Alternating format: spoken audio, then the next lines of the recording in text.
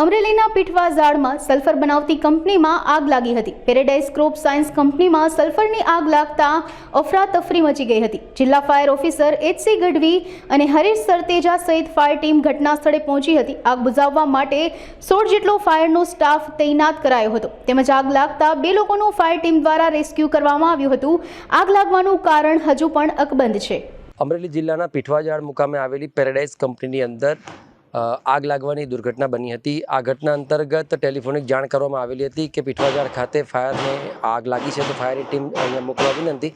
જે અનુસંધાને fire and emergency service Amreli control રૂમની 16 જેટલા જણની ટીમ આ ઘટના સ્થળ પર પહોંચી હતી અને ઘટના સ્થળ પર પહોંચતાની સાથે જોવામાં આવે તો સલ્ફરની ગોળી અને બાયો કોલ બનાવવાનું કામકાજ અહીંયા કાર્યરત હતું। આ સલ્ફરની અંદર આગ લાગેલી હોવાના કારણે તાત્કાલિક ધોરણે અંદર ફસાયેલા 2 જણોને અમારા દ્વારા બહાર કાઢવામાં આવ્યા હતા જીવિત અને ત્યારબાદ હાલના સમયે સંપૂર્ણ આગ પર કાબૂ મેળવી લેવામાં આવેલો છે અને આ સંપૂર્ણ ઘટનાની અંદર અત્યારે વેન્ટિલેશન કરવામાં આવી રહ્યું છે।